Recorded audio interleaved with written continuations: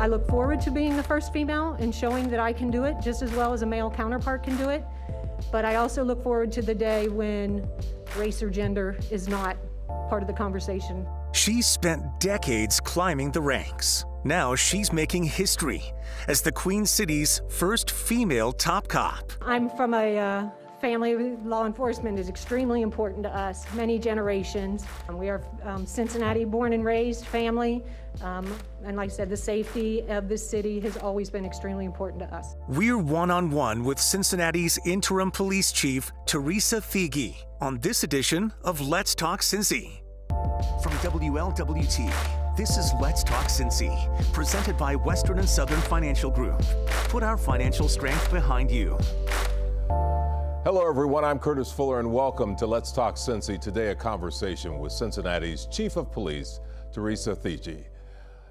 The chief has been on the force, as I mentioned, for more than 30 years. Back in 2016, she was appointed to assistant chief. 4 years later, she assumed the role of executive officer, and that earlier this year, she became the first woman appointed to the position of interim chief of police here in the city of Cincinnati. And I want to welcome the chief to Let's Talk Cincy. It's good to see you. Nice to see you, Curtis.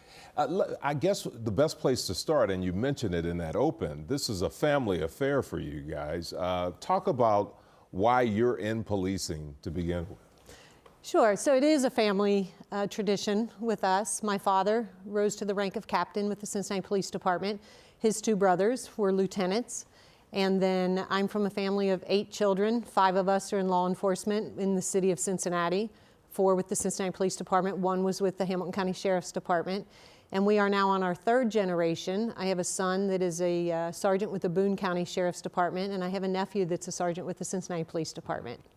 I was asking you before we started that this was not, it would sound to the public that this was an automatic thing that you were going to do, but it wasn't for you, huh?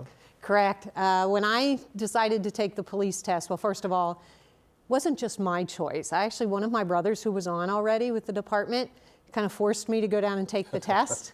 He literally pushed me into his car one day and said, "I'm taking you down, you're signing up." But before I signed up for the test, I was a stay-at-home mom. I had 4 young children, a very supportive husband who encouraged me all along the way.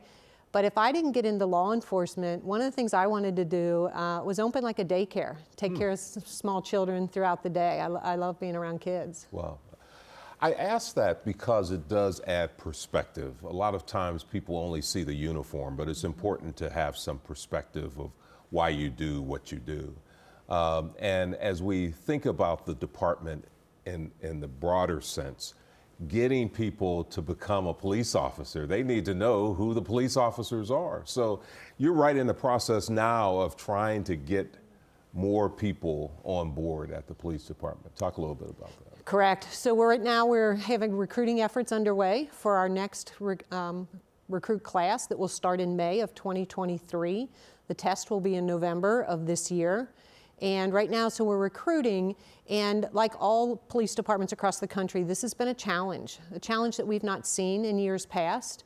And so we're trying to pull out all the stops to make it as appealing as we can to individuals who think they might want to start a career in law enforcement. And one of the ways we're doing that is we just got approved from city administration, a financial package to incentivize the position. So we are bumping up the recruits hourly rate to $25 an hour. We are also now doing a $2,000 signing bonus that once they graduate from the academy, they will get a $2,000 bonus. And also if they come in with some prior law enforcement experience, there's a potential for another $2,000 on top of that. Wow. You say that this has been a tough time. Obviously, nationally, you guys get hammered a bit.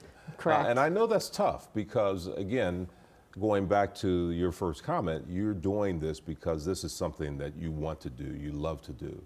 And then letting new recruits understand that is real important, huh?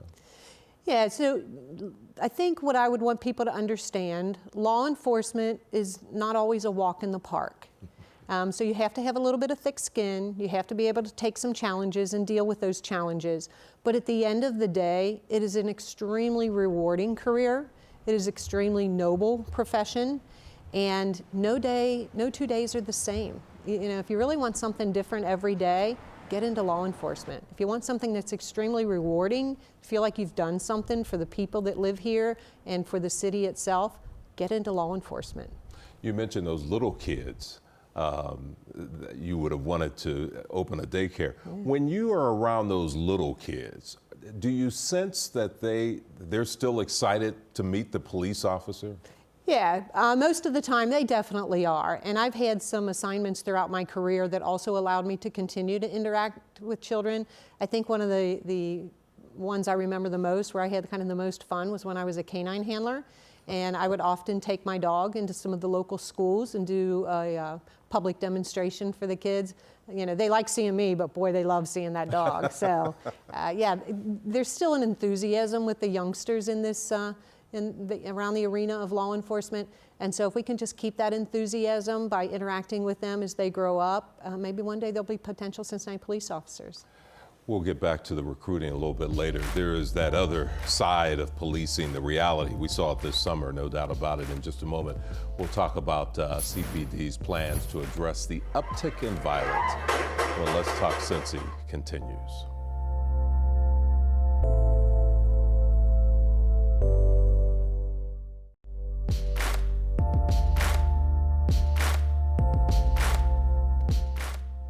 Welcome back, everyone.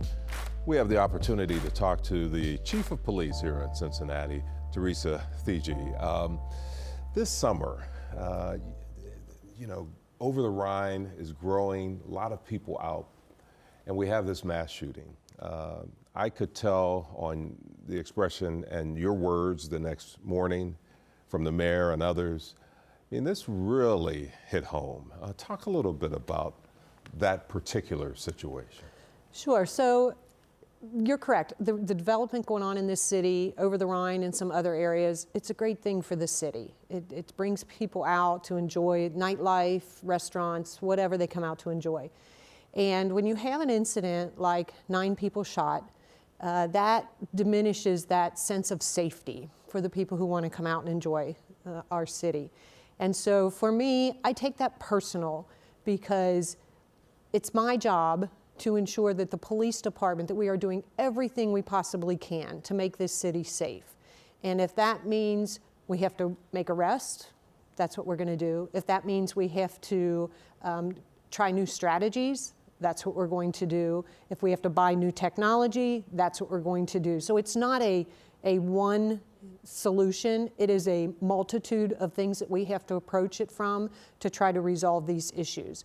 I will say in the Over the Rhine incident, there was a lot of camera footage available for us. Some city camera footage, some private, and so people were not tolerant of what had occurred down there. And so they stepped up and they said, you know, what do you need? How can we help? But part of the bigger conversation needs to be, why do these things happen? And how can we prevent them from happening? What we're seeing a lot of times with our shootings in this city, and I think it's across the country as well, we're not different in that way, but what we're seeing is it's the inability to resolve conflict. These are instantaneous. I'm having a dispute with somebody, and rather than try to work it out or walk away, they resort to pulling out a gun and firing.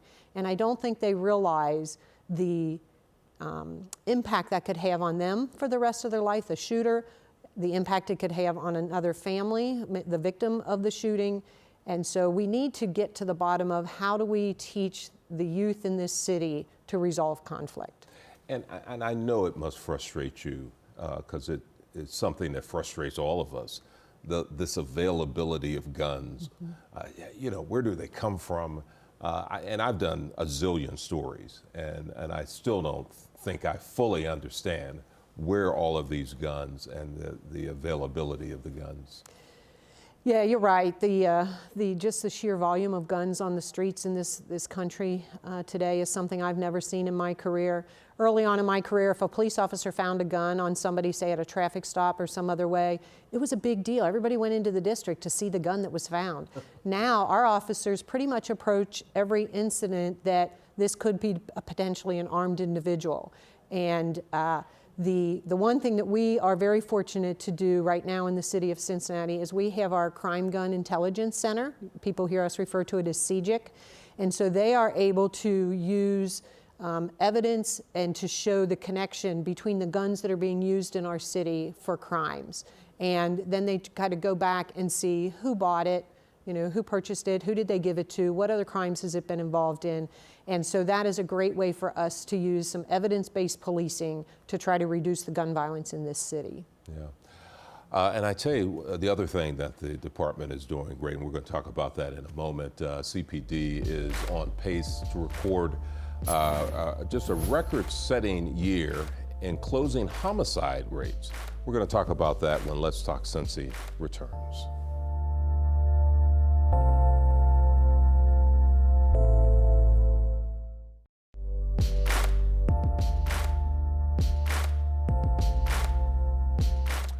Welcome back, everyone.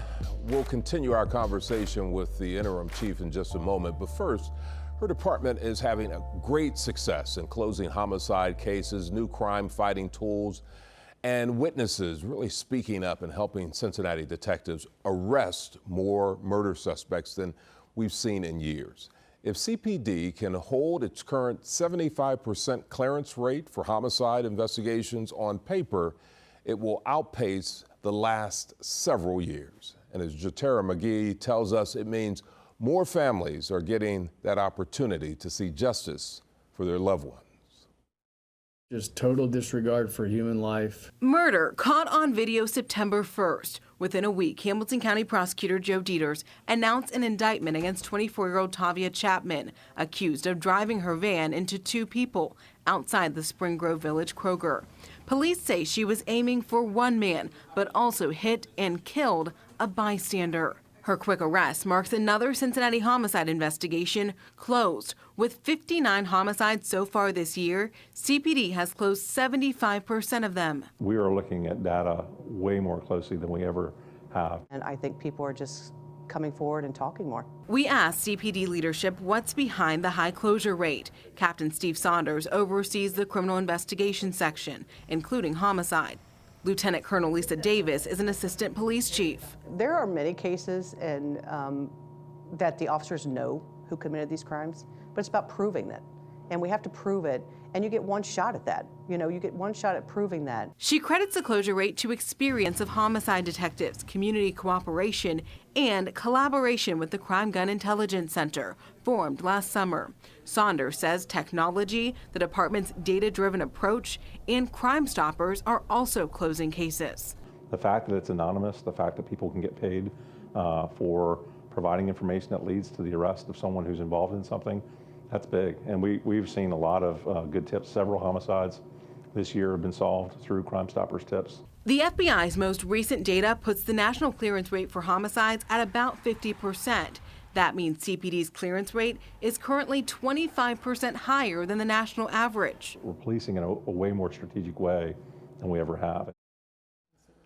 Wow, you know, you hear those numbers. I know that makes you smile. You were just saying that you use stricter. Yeah, so with our Cincinnati Police Department Homicide Unit, we use stricter parameters to consider a case closed. And by that I mean an arrest or maybe the death of the offender, where some law enforcement agencies across this country would consider it a closed case if they knew who did it, but they can't prosecute. We don't include that in our closure rate. So we have a higher rate with tighter parameters. Wow. So it's very impressive what our homicide unit can accomplish. That is impressive. It's also impressive to hear Steve Saunders say that people responding, because that's what we've been saying for years. If you see something, say something. So that's happening. Absolutely. Excuse me. One of the things we are very fortunate here in Cincinnati too to have is a very strong Crime Stoppers program. So we get a lot of tips through Crime Stoppers. You know, they've been a great partner with us for many, many years. But yeah, the people who know this type of activity is wrong, to take another person's life is just flat out wrong, and they won't tolerate it. And so any tip that they can give us, big or small, will help us in solving those crimes. And I've talked to officers. I know that we report about these cases, and even when they're closed, but I'm certain that the police are really following up on these families. You know, you always wonder what happened to the families of these victims, but the police interact with them more than we probably realize. Absolutely. So we have a very strong police officers in our homicide unit. They make connections with the families as they're investigating these cases. But above and beyond the police officers, we have a very, very strong advocacy program within our homicide unit. And so they build a rapport with the families, with potential witnesses, anybody that we need to kind of bring this to a resolution. And when I say resolution, I'm not just talking about an arrest, because once the arrest is made, there is still a lot the family will be going through. And so they help the family get through that process as well, whether it is the anniversary of the death of a loved one, whether it is attending court cases for the offender, whatever they need, we're there to support them and help them through that. And that program also has shown very, very good progress for us. Let me shift gears just a bit. It's probably one of these tough issues that you've been challenged by this since taking over. You've had a couple incidents where officers have used racial slurs. You've been tough on that, but talk about that, how that impacts the department overall, especially even when you think about recruiting again. Absolutely. So one of the things throughout my entire career, one of the things that I've always been very proud of the Cincinnati Police Department is we are a department of discipline.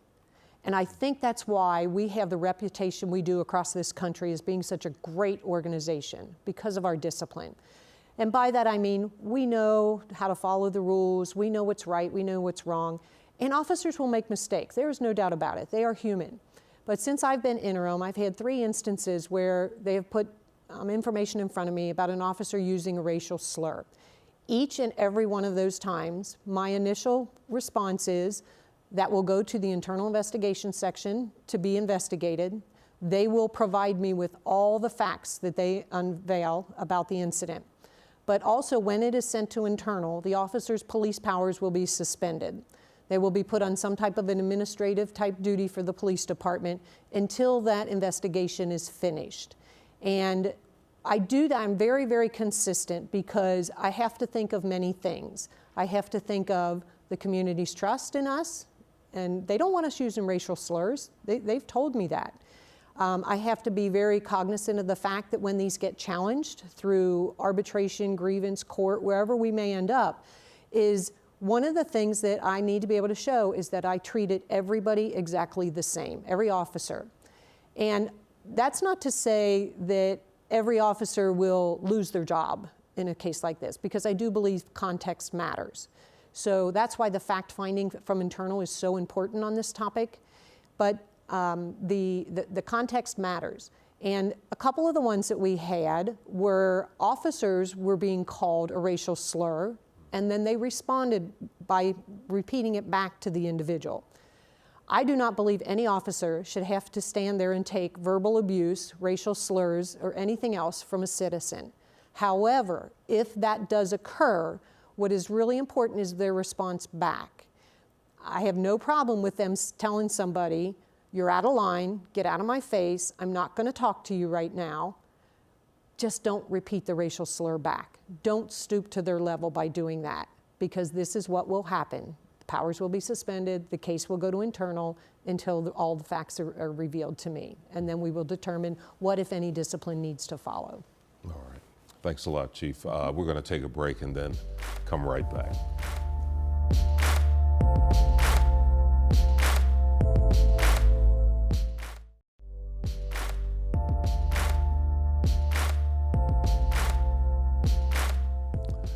What a great opportunity it is to have the Chief here with us.